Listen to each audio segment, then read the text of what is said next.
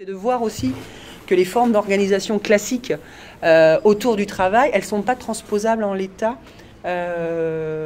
au sein d'associations humanitaires de type Médecins du Monde, mais aussi d'autres associations. Donc ça, c'était important de mesurer ça, que nous, on mesure, qu'on a des droits en tant que salarié, y compris quand on est engagé, et que l'engagement, c'est pas la garantie de droit, qu'à un moment donné, on a une posture à assumer en tant que salarié.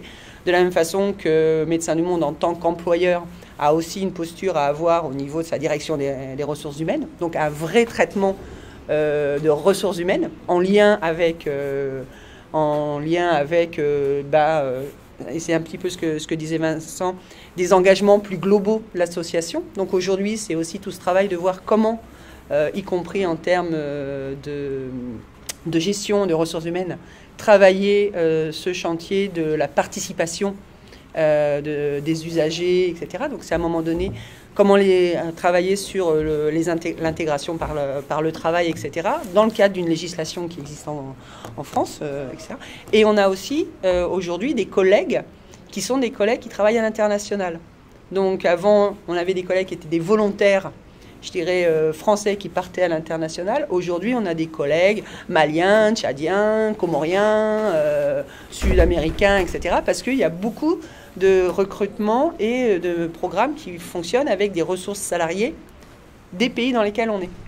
Donc c'est là aussi une façon de concevoir le monde du travail salarié de façon beaucoup plus large, avec des approches de ce qu'on attend du travail, de ce qu'on attend d'un travail au sein de Médecins du Monde, etc., qui peut être différent, mais en même temps, on est à un moment donné salarié de la même structure.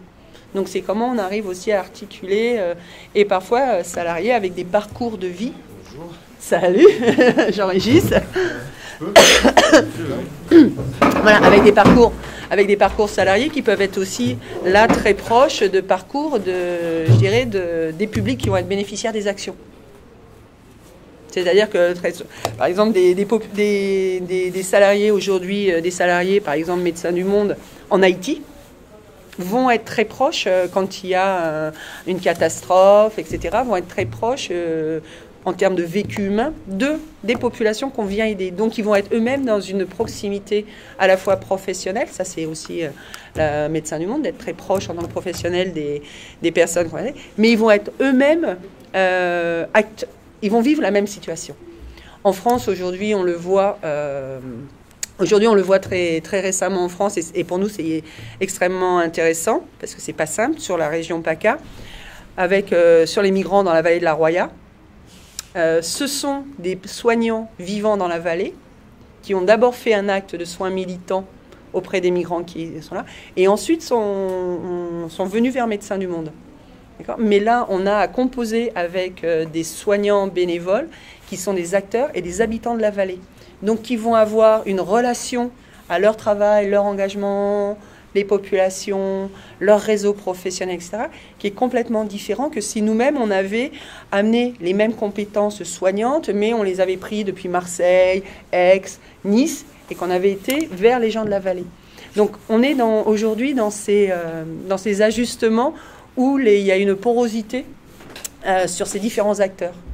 De la même façon, Olivier dit qu'il n'a jamais, lui, été salarié de Médecins du Monde, mais on s'aperçoit aujourd'hui à Médecins du Monde, c'est ce qui se travaille aussi, il y a des parcours qui font qu'on va pouvoir changer de statut.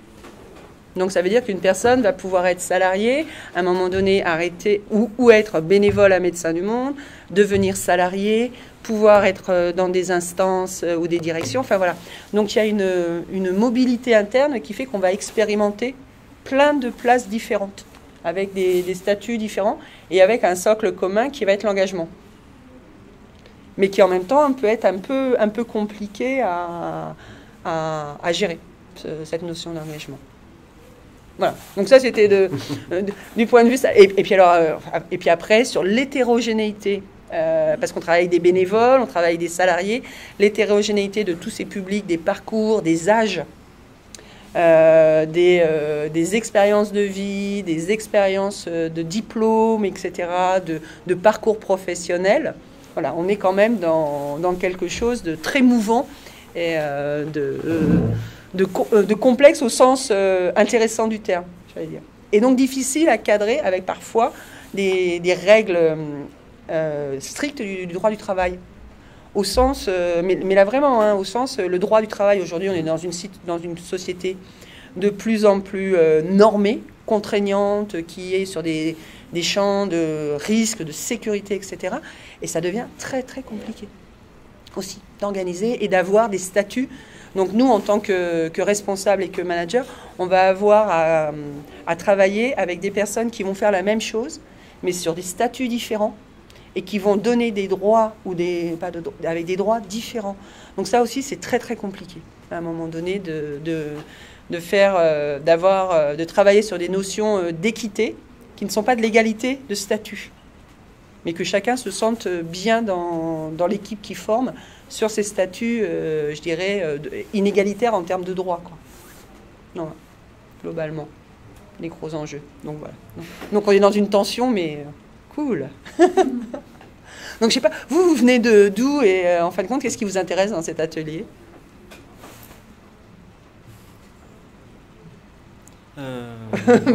Du soin, et c'était voir l'organisation qu'il peut y avoir dans une telle association. D'accord. C'est quand même assez énorme par le volume de personnes et l'émission, donc c'était la question d'organisation. D'accord. Non, ce que je peux dire, pour moi, c'est souvent une phrase que j'ai citée, donc je la répète une nouvelle fois, mais ça reste, dans notre société, je trouve, un formidable espace de créativité et de liberté. On en a peu, hein. On en a peu dans le monde du travail. Dans le secteur associatif, reste quelque chose d'absolument magnifique. Le problème du secteur associatif en France, comme dans d'autres pays européens, c'est qu'il est très contraint par des questions financières et de moyens, et qu'il y a quelques associations qui ont ce luxe, peut-être, cette chance, ou qui ont su construire cette histoire d'avoir des moyens de faire, d'agir et de revendiquer. Et c'est pour moi un formidable espace de liberté et de créativité. On a pu faire, notamment pour des soignants, rester ouvert à des soignants qui venaient frapper à notre porte. Isabelle parlait des soignants de la vallée de la Roya, mais on a pu accueillir à Marseille une bonne copine qui médecin généraliste qui tournait dans les quartiers nord de Marseille auprès des populations à la rue et pour faire du soin la nuit, et puis elle est venue frapper à notre porte et nous on a pu lui amener un peu de moyens, un peu d'outils pour le faire peut-être un peu différemment, un peu comme elle souhaitait le faire. Donc voilà, tout ça reste, il y a des espaces du possible en tout cas pour des soignants, pour venir pratiquer ici ou là-bas une médecine ou des soins un peu différents. C'est toute l'histoire de la réduction des risques, hein. C'est beaucoup d'acteurs du champ de la réduction des risques qui sont venus frapper à notre porte pour dire comment vous pouvez nous aider, parce que vous avez une puissance politique et médiatique qui est ce qu'elle est, et des moyens financiers. Et si on a pu monter les premiers centres de dépistage anonyme et gratuit, ou si on a pu prendre la décision politique, puisque c'est moi qui l'ai prise il y a 4 ans, de se lancer dans l'expérience des salles de shoot, c'est parce que on a une puissance politique et financière qui nous l'autorise. Là où des associations qui sont aujourd'hui à 90 ou 95% en subvention publique ne peuvent pas se l'autoriser. Voilà. Donc il y a du possible. Après, moi ma crainte, hein, je l'ai essayé de le dire, mais c'est que l'histoire, je ne suis pas un sociologue des organisations, mais Vincent peut venir nous chercher sur les questions des organisations. Malheureusement, l'histoire naturelle de toutes les organisations humaines, elle est à la structuration, l'organisation et le processus et la norme. Toutes les organisations humaines produisent du processus et de la norme. Je ne connais aucune organisation humaine qui a échappé à cette tendance de produire du processus et de la norme. Et c'est un combat permanent, et moi je l'étais en tant que responsable, de lutter contre... C'est quasiment indépendant de personne, j'allais dire. Ça nous échappe. Mais on produit du processus et de la norme. Voilà. Et il faut lutter en permanence contre ça. Moi je travaille dans la fonction publique depuis 20 ans. J'en connais toute la lourdeur et c'est un combat permanent de garder des espaces de liberté. Et cette boutique fait partie, je pense, des quelques grosses associations en France qui permettent d'être dans la véritable innovation sociale, me semble-t-il. Et c'est toute la difficulté parce qu'à un moment donné, pour compléter avec l'évolution, le fait à un moment donné de grossir et donc d'avoir à être en lien avec des bailleurs, de l'institutionnel, etc., c'est que ces personnes-là vont projeter leurs propres besoins sur une association comme Médecins du Monde, mais comme d'autres, de produire de l'administratif. Donc on voit se développer, et à un moment donné, c'est assez intéressant de se dire quel est le coût, en fin de compte, le coût sur ces valeurs, sur ces espaces, comme dit Olivier, de créativité, de liberté. Donc il ne va pas être le coût d'être financé par ce type d'institutions comme l'Union européenne, comme des bailleurs publics, qui induisent de fait, dans leur mode de fonctionnement, l'obligation pour une association d'avoir une sorte de structuration miroir, parce que ces gens-là ne savent parler qu'à des personnes qui vont leur ressembler, etc. Et on voit se développer au sein des institutions, et donc à Médecins du Monde aussi, des formes de spécialistes qui vont aller parler avec ces spécialistes et qui vont après tenter de normer, d'imposer des normes, puisque eux-mêmes, il va bien falloir pour qu'ils puissent être eux-mêmes, je dirais, reconnus par l'autre côté du miroir, il faut qu'eux-mêmes, en interne, les autres, il faut produire comme ça, quoi. Donc on a une sorte de pression qui est faite à une forme de standardisation induite par les bailleurs ou par des institutionnels ou sur lesquels... Et ça, il faut vraiment en permanence résister. Il faut vraiment arriver à résister en interne et de se dire à un moment donné, mais c'est pas notre boulot de produire de ce type de paperasse. Entre guillemets, hein, tu vois bien ce que je veux dire. Ouais, c'est pas notre boulot, parce que quelque part, et c'est là où on revient sur, et je pense que de temps en temps, en tant que salarié, donc travaille en tant que participant de ce mouvement de structure, on peut être aussi, enfin, on est toujours on est tiré entre deux bords, comme ça, entre le côté bénévole, associatif, etc., qui vient chercher ces espaces de liberté, et dont toute l'intérêt de travailler ensemble, c'est de rendre possible et d'accompagner et de participer à ces espaces de liberté, etc. Et puis de l'autre côté, une tendance naturelle, comme dit Olivier, de la structure Médecins du Monde à s'organiser, etc., et à se définir comme efficiente parce qu'elle va aller chercher de l'argent, elle va avoir des réussites, je dirais, en termes administratifs. Mais en même temps, c'est à chaque fois se rappeler que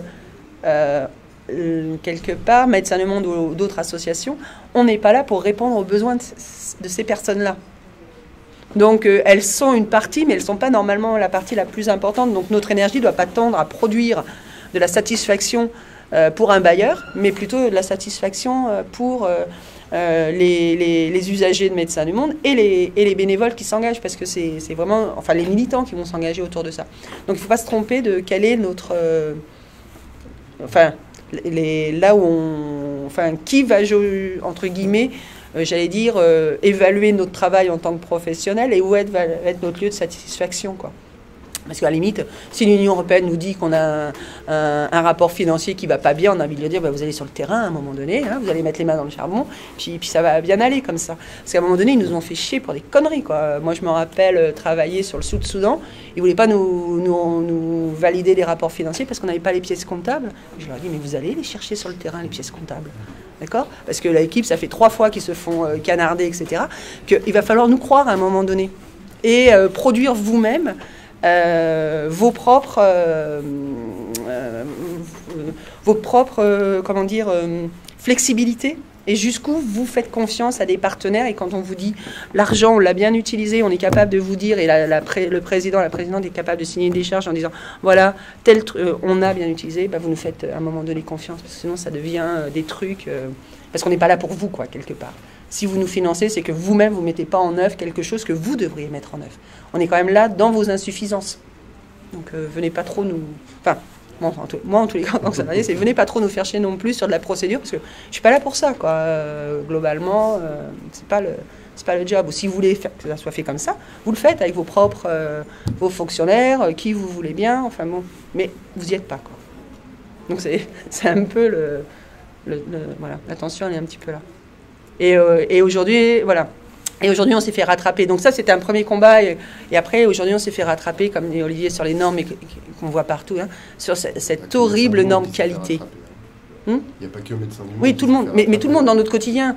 La norme qualité, donc on doit plus tous produire de la qualité, quoi. On est sur des normes qualité. Ouais, partout, vous ne pouvez plus bouger, il faut être sur de la norme qualité. Et ça, c'est un truc qui est complètement... qui est vraiment un vrai problème, parce qu'il va venir traiter de quelque chose, cette notion de qualité. Et là, on a tous envie d'être dans quelque chose de qualité. Donc ça, on ne peut pas se dire non, on n'a pas envie de faire de la qualité, mais venir travailler sur des normes de qualité et les imposer sans qu'il y ait obligatoirement de dialogue, etc. Là aussi, ça rigidifie à chaque fois les situations, quoi. Ouais, c'est ça, en fait, la qualité, comme tu dis, je pense qu'on a tous envie de travailler dans la qualité, mais le problème, c'est effectivement quand on vient de te dire, pour faire de la qualité, il faut que tu fasses comme ci, comme ci, comme ça. Après, à partir du moment où on peut aussi s'emparer de quelles normes, qu'est-ce que c'est que pour nous la qualité, quelles normes on a envie de mettre en œuvre, de tout ce questionnement-là aussi, je pense qu'il peut être riche pour la pratique et pour savoir justement qu'est-ce que ça veut dire pour une équipe de travailler dans la qualité, qu'est-ce qu'on a envie de mettre en œuvre. À partir du moment où cette évaluation, elle est, où tu t'empares de cet outil, ça peut être quelque chose d'intéressant. Là où c'est contraignant, c'est quand c'est imposé de l'extérieur et qu'on dit, comme tu dis, quelqu'un qui ne connaît pas le terrain et qui vient et qui te dit alors il faut que tu fasses les choses de telle et telle manière pour que ça rentre dans le cadre. Là ça foire. Mais j'ai assisté à un débat. Moi, je suis depuis pas longtemps un médecin du monde, adhérent, collège PACA, on dit adhérent, le bénévole adhérent. Bénévole adhérent, toi. Très, très engagé dessus, quoi. Et avec la particularité, c'est que je crois que je représente une évolution de médecin du monde. Je suis pas médecin, je viens pas de la santé, je viens du socio-sanitaire. Donc je reconnais des pairs, voilà, on est sorti du tout médical. Et on s'est rendu compte qu'il y avait la prise en compte de la santé au sens large. Et qu'il y avait besoin d'autres compétences pour pouvoir soigner, il fallait organiser, penser, créer la participation, enfin bref, d'autres choses. Et du coup, on a eu un débat une fois qui m'a vraiment surpris à Paris, justement, c'était le débat autour du cadre logique. Le fait d'avoir un cadre logique qui a l'air d'être, alors moi je ne le connais pas, je l'ai découvert, hein, mais qui a l'air d'être une sorte de formatage en fait, de rapport, surtout à l'international apparemment, qui devient tellement nécessaire pour pouvoir le maîtriser, pour pouvoir avoir rapidement les subventions, les budgets, que du coup, en interne, il y a vraiment eu un débat à un moment en disant « mais sortez-nous de ce cadre logique parce qu'on n'en peut plus en fait ». Même si lui-même, moi pour l'avoir vu, il n'est pas... Enfin, c'est un cadre logique, tu vois, enfin, il n'est pas négatif en soi, tu vois. Mais du coup, ce que tu disais, là, c'est comme une norme qui vient s'imposer par elle-même, qui fait qu'à un moment, on n'arrive pas à débattre de certaines choses parce qu'elles sortent du cadre logique. Et comme elles ne sont pas dans le périmètre du cadre logique qui a été imaginé avant d'être dans l'action, dans la confrontation à l'autre, on n'arrive pas à débattre. Et je voyais qu'à un moment, il y avait ce point de bascule où... non, mais il faut qu'on reste dans le cadre logique, ou en tout cas qu'on soit dans ce périmètre du cadre logique. Et comme on sortait forcément, on parlait de choses ambiguës, hein, tu vois, là, en termes juridiques, en termes d'action, et ben, c'était un vrai conflit en fait. Mais c'était intéressant parce que du coup, enfin moi là, dans l'organisation des associations, des organisations, je suis tout nouveau, hein, mais je me suis dit, en tout cas, ça fait débat. Donc ça, c'est intéressant parce que malgré tout, on se fâche, on fait débat, mais on conclut, on avance. Et à mon sens, une organisation, elle reste saine quand on peut débattre, se fâcher justement en son sein quand même, avoir des désaccords assez forts, hein, parce que bon, il y a quand même des personnalités, puis voilà. Mais malgré tout, il y a quand même toujours un rendez-vous pour pouvoir essayer quand même de passer à l'action, essayer de réfléchir à ça. Alors après, moi je le découvre, hein. Je ne sais pas jusqu'où le passage à l'acte est réel après. Enfin, mais en tout cas, je suis curieux de suivre, de voir un petit peu voilà, qu'est-ce qu'on va faire, et puis qu'est-ce qu'on va faire de ce cadre logique qui a l'air de guider tout médecin du monde quand même, apparemment. Enfin, je ne sais pas si tu confirmes un peu, mais ça avait l'air d'être... Mais après, je pense que tout l'enjeu à Médecins du Monde aujourd'hui, c'est certes de réfléchir sur l'intégration des usagers, etc. Mais je pense que tout l'enjeu, c'est de maintenir la présence d'une vie associative. Ouais. Parce que très, très clairement, et on est un certain nombre de salariés à partager aussi ce défi. Parce que comme dit Jean-Régis, si on n'était que des salariés, comme il peut y avoir dans d'autres associations, etc., en fin de compte, on est en vase clos.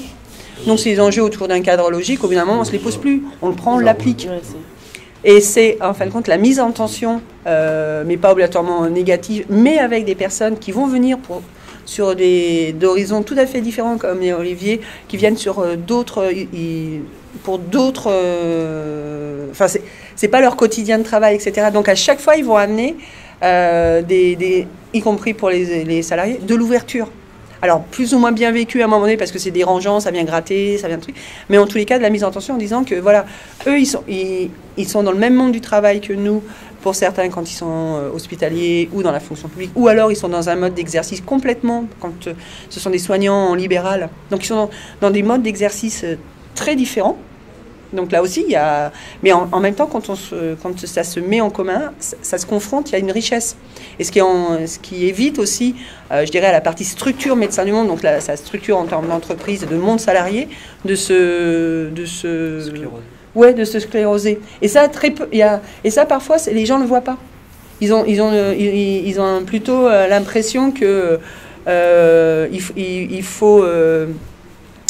évacuer le plus possible l'associatif parce qu'il est dérangeant, il est différent, il est pas dans les mêmes horaires. Enfin, c'est chiant, quoi, entre guillemets. Il respecte pas les horaires du travail parce que allez vous faire des réunions avec des bénévoles associatifs qui ont déjà fait leur journée de travail, ça va plutôt être en dehors de vos propres horaires de travail. Donc comment on gère, enfin, donc voilà, donc il y a plein de choses comme ça qui sont compliquées, où ils viennent avec une journée de travail dans les pattes et puis ils sont pas vraiment dispo, bah ouais, non, c'est normal. Enfin, donc il y a plein de trucs où c'est cette confrontation, mais en même temps, je pense qu'aujourd'hui, nous on essaye de faire passer aussi au sein des salariés qu'on a besoin de cette mise à distance qui est faite en permanence, parce que c'est ce qui va garantir notre capacité aussi en tant que structure à être dynamique, à être innovante, à questionner ces modèles, etc. etc. Donc c'est vraiment, alors qu'on pourrait penser plutôt que ça serait plus simple d'être hyper professionnel, respecter les trucs de qualité, être dans des process simples, dans les cadres logiques, tatati, tatata. Non. Et ça, je pense que nous-mêmes, en tant que salariés de cette structure, on a un enjeu à ce que l'associatif perdure. Mais en interne, vous êtes tous d'accord avec ça? Non. Ah, okay. Ah non, il y a des grosses lignes de tension. Non, mais c'est ça qui est intéressant, c'est qu'il y a des gros enjeux, il y a des grosses tensions autour de ça. Ben non, on n'est pas tous d'accord. C'est clair. Non. Et donc c'est et autour de ça, il y a de gros enjeux. Elle est probablement là, la source de créativité. Moi, l'espace de créativité, il me semble que cette tension-là, elle est source de créativité, de questionnement. Moi, c'est mon postulat. Parce que, en termes d'organisation du travail, puisque j'ai l'impression que c'est un peu l'objet de la journée quand même, en tout cas, c'est comme ça que je l'avais compris dans l'interrogation, la question de Vincent Girard. Moi, je sais que j'ai pas mal lutté, quand j'étais dans les instances de gouvernance, contre la tentation qu'il y aurait à partir sur un modèle de type coopératif. Parce que, me semble-t-il, si on parle d'organisation du travail, et c'est tout à fait légitime qu'il y ait deux modes d'organisation du travail. Le modèle coopératif, il a toute sa place en tant que modèle de production où on se redistribue les dividendes selon des modalités un peu différentes que capitalistiques ou autres. Donc ce modèle coopératif, et les AMAP par exemple, sont des modèles coopératifs à mon avis, où c'est la personne qui est en capacité de production, qui repartage, ou qui pense un modèle de production.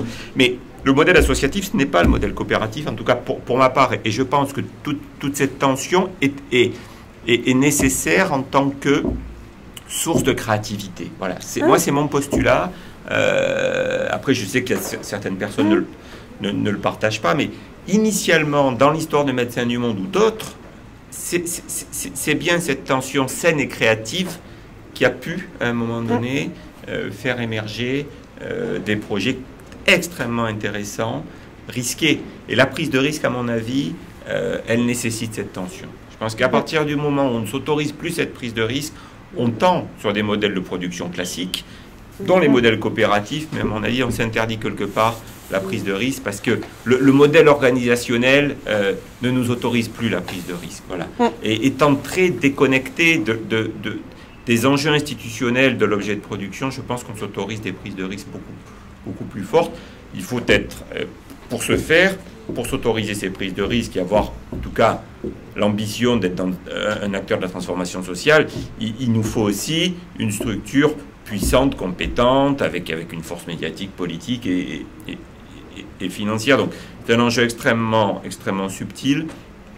Moi, je fais le pari qu'il faut maintenir cette tension. Mais non, c'est clair que ça fait débat. Moi, j'ai toujours vraiment milité pour maintenir un vrai pouvoir dans l'organisation et la gouvernance de cette boutique aux acteurs militants bénévoles, avec toutes les complexités et éventuellement, je ne le cache pas, toute la difficulté que cela peut générer, parfois en termes de maltraitance, c'est un bien grand mot, mais en termes de désagrément pour certaines équipes salariées, pour qui cette confrontation avec ces gens un peu foutraques que sont les bénévoles militants est parfois douloureuse. C'est évident. Ouais. Et je pense que cette confrontation, parfois un peu douloureuse, elle a fait germer des choses d'une richesse inouïe. Voilà, alors moi j'accepte tout à fait le contrepoint et la nécessité à un moment donné aussi de penser dans le cadre d'organisation du travail qui soit compatible avec le code du travail, avec la vie normale. Tout ça n'est pas inconciliable, ça nécessite tout au moins de partager quand même une ambition initiale qui est d'être une boutique militante. Voilà. Mais ce qui est intéressant, c'est qu'aujourd'hui, ces enjeux-là, en fin de compte, on n'arrive pas à les poser en termes d'organisation du travail. C'est-à-dire qu'on n'arrive pas à les poser en termes, à mon sens, de ce que je peux voir, on n'arrive pas à les poser à un moment donné. C'est comment on se dote d'une organisation du travail interne à Médecins du Monde qui permet de réunir des conditions de management, etc., qui permettent de vivre au mieux cette tension tout en gardant ces espaces de créativité, etc. Donc on ne vient pas se les questionner en interne à la structure et on vient les poser sur l'adhésion des salariés, ce qui est complètement différent. En fin de compte, on vient les poser sur une question de participation des salariés à ce qu'est Médecins du Monde, et non pas quelles conditions nécessaires sont de faire en sorte pour préserver ce modèle qui parce qu'on n'a pas les mêmes... alors ça va être un petit peu bizarre, mais du coup c'est parce qu'on n'est pas adhérent, enfin parce que les salariés ne sont pas adhérents, ils ont une place particulière. Et parce que les adhérents ne sont pas salariés, ils ont eux aussi une place singulière. Et ce qui est intéressant, c'est la rencontre de ces places singulières, de la même façon que des usagers, etc. Je ne suis pas convaincue que c'est l'adhésion des usagers qui leur confère une place singulière et qui permettrait de créer de la complexité dans ces organisations, et que passer par l'adhésion de tout le monde fait qu'on nivelle à un moment donné, alors que les enjeux sont différents. Et que c'est la mise en tension de ces enjeux qui crée de la flamme, enfin qui crée quelque chose, qui crée une espèce de réaction chimique, d'émulation. Si on est tous pareils, adhérents de Médecins du Monde, on va rien créer, sauf qu'on va créer des tensions non plus dans la créativité, mais on va être des adhérents avec des enjeux internes différents. Quand on est salarié, on a besoin que la boîte elle tourne, c'est notre salaire quelque part. Donc on va avoir des enjeux sur le fonctionnement de la boîte qui va être différent, sur du maintien, de ce que Olivier dit, moindre prise de risque, parce qu'on ne va pas avoir envie d'aller dans des projets qui vont être casse-gueule, etc. Les usagers, ils vont avoir aussi d'autres attentes vis-à-vis de ça, donc ça peut être... Et on va avoir des adhérents militants qui, à la limite, voilà, qu'est-ce qu'ils vont faire là-dedans. Donc l'idée, c'est quand même que, enfin, cette réflexion à l'heure actuelle en disant tous adhérents, enfin, moi, je suis jamais pour tous, entre guillemets, parce que ce truc où on est tous pareils, moi, ça me gêne un petit peu. Je dis non, donnons-nous, certes, il y a un problème d'articulation, c'est pas facile, et dans la complexité du contexte externe, comme on l'a rappelé au début, qui crée de la norme, qui est sécuropathe, etc., c'est pas facile pour la structure et donc les managers de gérer la mise en tension, etc. Mais à nous de trouver les moyens. Et je pense pas que l'adhésion qui nous amène à autre chose soit autre chose. Enfin, je pense que là, on déplace le problème et on va pas trouver la bonne réponse. On va trouver une réponse qui va pas être très bonne, je pense, à ce niveau-là. Mais je peux pas dire, je suis pas non plus obligatoirement. Enfin là, je parle. C'est peut-être rassurant de ne pas pouvoir répondre à cette question aussi. Voilà, je suis pas non plus représentative de tout le corps salarié de Médecins du Monde, mais en tous les cas, je pense que là, il y a un vrai danger autour de ça. Comme tu disais, il faut rappeler, c'est qu'on est quand même ensemble parce qu'on a des postulats de départ qui nous rassemblent. L'organisation, c'est aussi un postulat, on tend vers quelque chose. Et moi, je trouve ça rassurant de justement, on tend vers quelque chose où on ne sait pas si on va aboutir ou si on va y arriver. Mais c'est plutôt ça qui fait qu'à un moment, tu dis, moi je suis d'accord, ça produit de la création. Enfin, le déséquilibre, ça fait la marche. Enfin, tu vois, il y a un moment... On sait que les institutions, elles ont deux principes fondamentaux. À un moment, s'il n'y a pas de stress, ils sont à l'équilibre. Et en fait, l'institution, elle crée tous les moyens de défense pour ne plus rien faire, être auto-organisée. Je vais taper sur ma chapelle. Le travail social est en train de s'effondrer à cause de ça. Tous les centres de formation du travail social n'ont fait que produire en fait de la formation pour que les professionnels forment des futurs. L'exemple typique, c'est avant le diplôme d'éduc, il fallait au moins avoir un peu vécu, tu devais avoir la trentaine, 35 ans. Éventuellement, si tu avais un peu lu, un peu réfléchi, tu devenais éducateur spécialisé, tu faisais la formation. Maintenant, ils ont tellement besoin de justifier de la formation pour pouvoir avoir leur propre financement pour maintenir quand même leur organisation, qu'on a des éducateurs, et j'ai absolument rien contre eux, qui ont 18 ans, 20 ans. Ils rentrent, là j'ai revu une bande d'éducateurs, c'est vrai que tu te dis putain, tu comprends qu'on tombe vite dans des organisations qui finalement ne font que être dans un système d'autodéfense où la dimension politique, elle se perd. Et quand on rediscute, tu vois, avec l'IRTS et l'IMF pour parler de Marseille, ils recherchent une dimension politique, là. Parce qu'ils se disent, merde, finalement, ça devient compliqué de parler de la politique au sens de la politique action dans la cité avec nos étudiants, parce qu'on a peut-être un peu perdu de vue et on a fait des super techniciens. Tu vois, enfin, je caricature pour faire vite, mais c'est quand même... Et c'est intéressant de les voir se re-questionner, du coup, et de se dire, merde, là, on est en train de... La libéralisation du marché aussi, le changement d'agrément, il raconte aussi des choses. On est dans un monde, quand même, où, d'un coup, tu vois, on voit tous les mêmes, c'est un peu ça. Maintenant, les banques, elles font du service à la personne, les assurances sont en train de se mettre sur le marché, sur le terrain. Ça raconte... Enfin, ça va être conséquent, quoi. Et du coup, voilà, un espace de liberté, avec Médecins du Monde, ouais.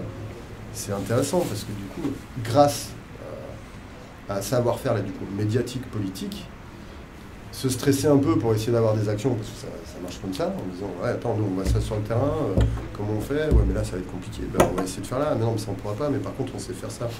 Ça c'est intéressant, et je trouve qu'il y a peu d'organisations, enfin en tout cas qui donnent cette facilité. Avec un pendant, c'est quand même, après il faut du temps, être disponible, engagé, enfin tu vois, après, on le dit pas quand même, mais enfin tu l'as évoqué, mais c'est vrai que de temps en temps il y a des salariés, tu leur dis attends, si tu mets toujours tes réunions à 14h, ça va pas être possible quoi.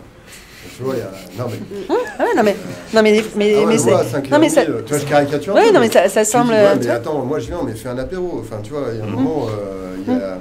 Comment dire, l'ambiance, ensemble, elle génère quand même une dynamique d'intelligence, quoi. Enfin, tu vois, la qualité... tu vois, c'est pas qu'on est tous potes, c'est pas non plus les bisounours. Mais bon, comme on œuvre sur un objectif commun, il y a un moment, ça fait du bien de se dire... Prenons-la avec le sourire, tu vois, enfin... Justement, c'est pas qu'un travail. C'est assez ambigu du coup pour les salariés. C'est pas qu'un travail. Enfin, tu vois, moi, ouais, il y a des moments, voilà. Et on peut arriver fatigué, pas être là, et du coup on peut pas. Enfin, tu vois, il y a cette question du reproche de la présence des bénévoles aussi, dans notre sens.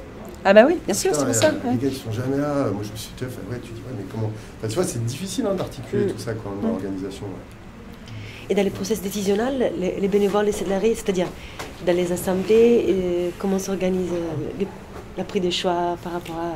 Alors, la gouvernance, bon, le conseil d'administration reste, en tout cas symboliquement, après dans les faits, ce serait plus compliqué de le dire, mais en tout cas symboliquement, le conseil d'administration reste une instance puissante. Donc le conseil d'administration est composé de 15 membres adhérents, non salariés en général, élus par ses pairs, c'est-à-dire par les adhérents. Ça, c'est l'organisation nationale. Le conseil d'administration, il y a un bureau et un président. Ça reste une organisation qui reste quand même assez verticale et présidentielle. C'est-à-dire que le président a quand même un pouvoir symbolique et médiatique assez puissant.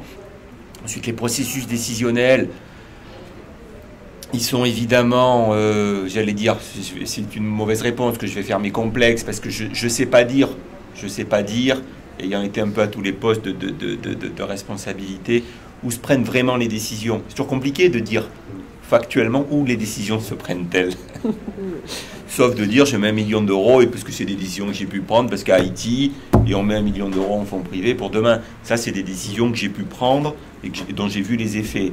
Ensuite, on est sur des processus, notamment sur les projets en France, peut-être dont on parle autour de la réduction des risques, qui sont des processus très longs, dans lesquels la co-construction, la co-élaboration entre salariés, bénévoles et usagers, à mon avis, est extrêmement intéressante. En tout cas, on a pu s'autoriser des processus de construction, j'allais dire, sur le projet technique en lui-même, très long. Et ça me paraît extrêmement intéressant. Et ça vient un peu en contrepoint de ce que je peux voir aujourd'hui de processus décisionnels sur la tendance lourde dans le champ du médico-social autour de fonctionnement de type appel à projet. La grande bascule, en fait, dans le champ du médico-social en France, c'est qu'on est passé sur des fonctionnements de type appel à projet.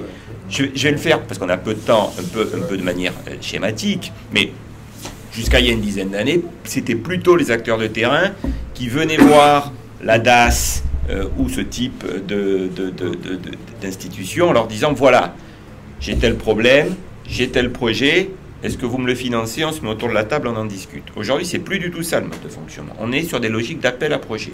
C'est-à-dire que l'État ou les collectivités font des appels à projet. Et le secteur associatif dans le champ du médico-social répond à des appels à projet. Donc il y a une bascule très très forte. Cette bascule, elle s'est opérée dans le champ humanitaire à l'international. Aujourd'hui, il y a l'Union européenne, les bailleurs américains, les bailleurs anglais qui financent des projets. Voilà. Alors, c'est peut-être un peu plus subtil que ce que je le dis, mais quand même, la logique, elle est là. Pour une boutique comme Médecins du Monde ou comme d'autres qui ont une vraie indépendance financière, on a pu s'autoriser, je pense, la salle d'injection, entre autres, mais des projets sur l'évitement des incarcérations à Marseille, c'est des projets, on a pris 5 ans, non ? Projet d'évitement des incarcérations, ça fait 5 ans qu'on l'a mis au travail. Et donc, on l'a co-construit entre des salariés, des professionnels issus du milieu, des bénévoles soignants. Donc voilà, et j'allais dire à la fin le processus décisionnel, c'est même plus un sujet, parce que tout ça, ça s'est maturé. Alors l'organisation structurellement, elle est plutôt, c'est les associatifs qui décident. Voilà, des instances nationales et des instances régionales, un conseil d'administration, des collèges régionaux. Là, c'est la structuration officielle. En pratique, c'est pas si simple que ça. Moi, je travaille à l'hôpital, je travaille dans une collectivité territoriale. Qui décide dans une collectivité territoriale, hein? Est-ce que c'est les élus ou est-ce que c'est les fonctionnaires? Les élus vont nous reprocher à nous, fonctionnaires, que c'est nous qui décidons. Et nous, fonctionnaires, on va dire aux élus, vous prenez les mauvaises décisions. Je caricature, mais c'est un peu ça qui se joue. Hein. Voilà. Au final, je ne sais pas qui décide. Pour une autre bonne raison dans les collectivités ou dans le champ du médico-social, c'est qu'aujourd'hui on est sur des financements croisés, la plupart du temps, avec des bailleurs multiples. Donc au final, qui a pris la décision? C'est très très compliqué de le dire. Un peu le conseil départemental, un peu le conseil régional, un peu l'État, un peu des communes. Qui est le premier à y aller? Ils s'intéressent tous à savoir qui commence à financer. Et ils veulent toujours qu'il y ait quelqu'un d'autre qui finance. En pratique, c'est souvent comme ça que ça se passe. Donc ça déresponsabilise à un moment donné dans le champ du politique, parce que finalement, je ne sais pas qui prend la décision. Médecins du Monde a cette chance, je le disais, d'avoir aujourd'hui des vrais fonds privés, c'est-à-dire 200 000 donateurs qui nous donnent de l'argent, sur lequel on a une vraie latitude. Et là, on peut prendre une décision. Donc c'est une réponse un peu évasive, mais parce que... Non, c'est juste parce que, par exemple, ce matin, la SCOP parlait de prise décisionnelle justement par des assemblées, et de la difficulté de ça, d'avoir un processus horizontal avec tout ça, tout ce qui comporte, c'était juste pour comprendre... L'échec aujourd'hui, clairement, et là on n'a pas réussi, je le disais tout à l'heure en préambule, c'est comment on transfère un peu de pouvoir à nos partenaires du Sud. Ça, on n'y arrive pas. On n'arrive pas. Autant en France, on arrivait dans des temporalités longues, sur des co-élaborations de projets avec des usagers, du champ de la psychiatrie, du champ issus des prisons, issus de l'usage de drogue. On y arrive. Et je pense qu'on a réussi à le faire. Sur l'international, on est sur des temporalités et des distances géographiques, des enjeux contextuels, sécuritaires, tels qu'on n'arrive pas, je pense vraiment, à co-construire les projets avec nos partenaires du Sud, sauf exception. Après, pour un peu répondre à ta question par rapport à ça, je pense qu'aujourd'hui, la question, elle n'est pas tant se poser qui va prendre la décision, mais qui va en assumer la responsabilité. Et c'est une autre difficulté, et c'est d'autres enjeux. C'est qu'à un moment donné, même si au niveau de la structuration, avec des directions, etc., il y a une perception ou une tendance des directions de prendre des décisions en tous les cas, ils n'en assumeront jamais la responsabilité. La responsabilité, quelque part, institutionnellement, tel que c'est fait, c'est le CA qui assume la responsabilité. Donc, à un moment donné, c'est aussi, et ça, je pense que c'est une vraie mise en tension, parce que on peut avoir le sentiment de prendre des décisions. Certes, ça fait du bien parfois, narcissiquement, à l'ego, on a l'impression... Mais en fin de compte, on assume la réelle responsabilité de cette prise de décision. Elle demeure sur les élus associatifs. Et très souvent, c'est intéressant parce que je pense qu'ils n'en mesurent pas non plus, eux, que la relation, je dirais, s'il y a des relations de pouvoir à l'intérieur de ces deux groupes, je dirais un peu différent. La relation de pouvoir, ça va pas être, à mon sens, le plus intéressant, c'est pas là où qui prend la décision, d'autant plus, comme le dit Olivier, aujourd'hui, c'est d'autant plus complexe qu'il y a et que très souvent, on s'aperçoit que les décisions, elles sont prises plus dans des espaces de collaboration autour du truc, et qu'à un moment donné, il va juste falloir dire, bon, bah, ok, je signe, mais qui va porter la responsabilité de cette prise de décision? Et là, on revient à ce qu'on disait tout à l'heure sur la capacité d'avoir des espaces de créativité, etc. C'est qu'à partir du moment où la responsabilité, elle demeure dans le champ de l'associatif, là, on peut se permettre des prises de risque. Alors que si on a un transfert non seulement de prise de décision potentielle, mais aussi de portage de responsabilité de cette prise de décision dans le champ de la structure, de ce que j'appelle la structure, donc ça va être le monde salarié, organisé, etc. Là, on va réduire aussi cette marge potentielle de prise de risque. Donc ça, je pense que c'est un... Tu vois, il y a quelque chose là qu'il faut, là aussi, garder en tension en travail, etc., autour de ça. Ouais. Et vous êtes plus dans le champ social, tous? Bon, oui. Ouais. Ouais. Et ex-conscience du Et toi, tu es là? Ouais, aussi santé. Santé aussi? Ah. Moi, social. Social, plutôt. Et ça fait écho dans là où vous travaillez, dans vos espaces de travail ou... Ouais, mais quand tu parles par rapport à la prise de décision et les côtés un peu vertical du modèle associatif, il y a une question sur Just, sur comment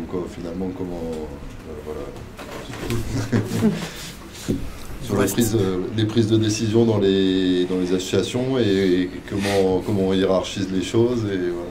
Mais c'est vrai que du coup, ce modèle de fonctionnement, il est de fait vertical et que comme c'est le modèle dominant, facile, qui est dans nos têtes. Voilà, et que quasiment tout le monde fonctionne avec loi 1901, quoi. Tu veux monter un truc, c'est facile. Association loi 1901. Seulement, de fait, tu te retrouves avec présidence. Alors, c'est plus obligatoire, en fait, parce que nous, on a monté une assoce où on n'a pas de président et c'est passé à la préfecture. Donc, en fait, tu peux très bien... Du bureau. Ouais. Ah ouais? Oui. C'est devenu... Oui, bien sûr. En fait, moi, on me l'avait déjà dit, mais j'y croyais pas. Donc, on l'a fait et ça a marché. Donc, c'est juste que... Voilà. De fait. Non, une vraie association, loi 1901, déclarée en préfecture, le marabout du 46, il n'y a pas de président, il n'y en a jamais eu. Voilà. Et il y en a plusieurs qui ont fait ça. Juste un conseil d'administration. Ouais. On fonctionne avec des décisions collectives. Voilà. Et après, quand on a besoin de représentants, on désigne quelqu'un. Tout ce qui est administratif, c'est les compétences. Non, mais qui signe? Tu as des actes, oui. Nous, comme on n'avait pas fait de demande de subvention, ça s'est pas posé. Ouais, mais vous n'avez pas de compte en banque? Oui, si on a un compte en banque, du coup, c'est le trésorier. Voilà, donc ok. Oui. Voilà. Mais encore comme il y en a 3, donc il y a un trésorier adjoint. Et il vous reste 3 minutes, je crois. D'accord. Qui c'est qui a envie de rapporter l'atelier? Je suis arrivé à se rapporter. Le mieux, c'est qu'il y ait 2 personnes. Si possible, un homme et une femme, on essaie d'équilibrer. Plutôt la parité, là. Hein? Il y a plutôt la parité, là. Même si c'est facile. 40-60, là. Okay. C'est ça, il faut rapporter. Un rapporteur, 5 minutes. Ouais. 5 minutes. vous laisse décider. Ouais. Ouais, non. Bah, c'est un petit Non, mais peu... c'est une vraie question.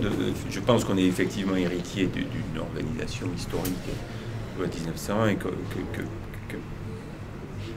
aujourd'hui peu s'en affranchissent. Moi, je me rappelle quand même, et j'ai pas réussi, et je sais pas d'ailleurs si c'est possible dans une organisation aujourd'hui qui a plus de 100 millions d'euros, avec des responsabilités juridiques majeures, des enjeux médiatiques. Moi, j'aurais pas lâché, mais c'est peut-être un peu défensif de ma part. Mais quand on a la responsabilité d'une boutique comme ça, voilà. C'est pas rien. C'est pas rien. C'est pas rien la question de la responsabilité. Hein. Quand tout va bien, c'est bon. Quand tout va bien, ça va. Quand on a un otage et qu'il faut appeler les familles pour leur dire Madame, Monsieur, votre fils, il était pris en otage, j'ai pas de nouvelles depuis une semaine. On est tout seul. Hein. On est tout seul. Moi, quand on a monté un camp dans la nuit dans le 93 pour héberger des Roms, dire qui s'est fait allumer par le préfet, c'est moi. Et j'étais tout seul face au préfet et qui m'a mis en justice. C'est moi qui l'a mis en justice. On a gagné. Donc là, on est un peu tout seul. Hein. Et c'est pas un reproche à mes collègues, c'est que c'est à un moment donné la fonction qui fait ça. Donc je sais pas là. Moi, je suis preneur de choses. Voilà, ça m'intéresserait d'aller voir, de voir qu'est-ce qui fonctionnerait autrement. Mais on est tributaire de cette. Probablement de cette. Oui, ce que je voulais dire, c'est ça. Il y a eu une grande messe associative organisée par Hirsch à Paris en 2010. Donc c'était assez intéressant, avec tous les présidents d'associations, tout ce beau monde. Là, pendant 2 jours, ça a pas mal débattu.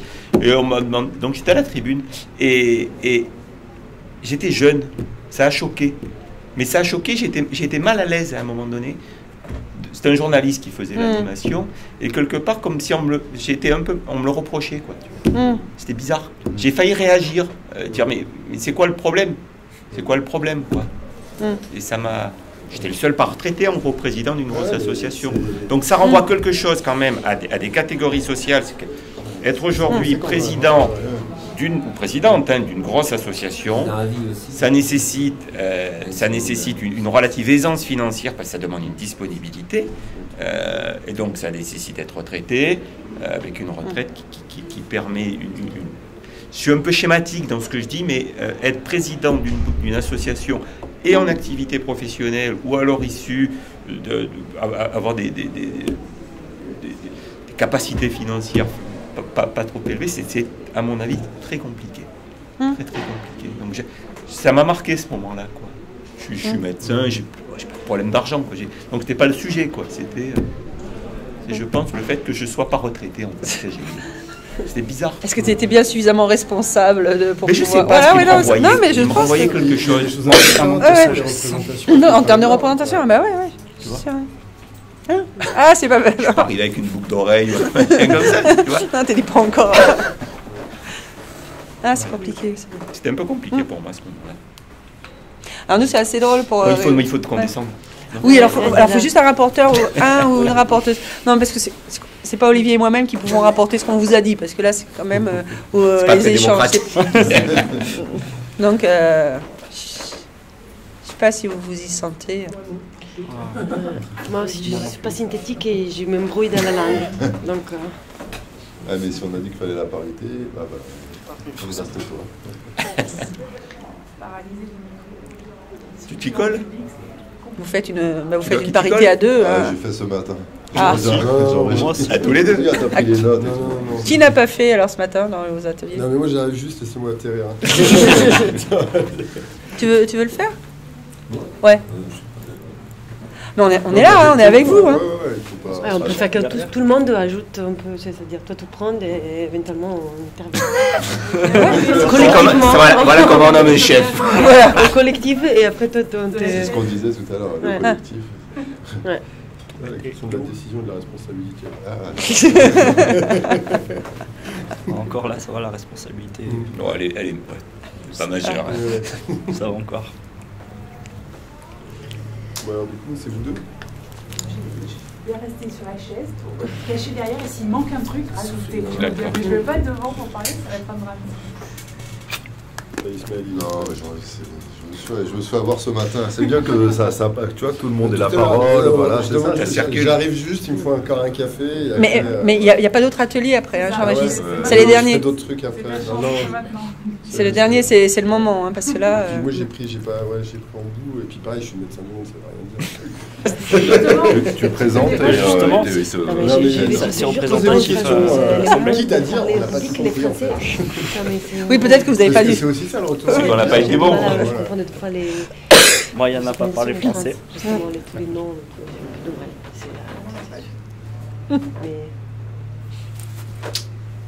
Bon. Il y en a un qui sortira du chapeau. Bah, de toute façon. On tire au sort aussi, c'est possible. Ah, ça, on pratique beaucoup, nous. Alors là, en région, là, on est devenus les adeptes du tirage au sort. Et alors, particulièrement, on s'est aperçu. Tu gagnes du temps. Déjà, tu gagnes du temps, mais la probabilité que ce soit la personne qui secrètement veuille l'être qui sort, tous les coups, ça a marché jusqu'à présent. C'est celle qui voulait être qui a été tirée au sort. Parce que On se connaît, rappelle, Parce qu'il y a des personnalités, on sait. Ah, bah, tu sais du désir de l'autre. C'est la présomption. Oh, bah, tu sais, le désir de Béa, si tu veux, il n'est pas très compliqué. C'est vrai, t'as raison, les dernières fois, au collège, on a tiré au Le sort. désir de Béa, il n'est pas très compliqué. Celui de Vincent non plus. Si tu veux, on a des personnalités qui ont des désirs. C'est qui voulait qu'il avait. Ouais. Le karma. Ah ouais. Donc c'est assez drôle. C'est vrai, ça. Ouais. J'ai oublié. Bon, il faut y aller. Parce que... Là, il faut y aller, il va nous. Bon bah, Merci. de rien.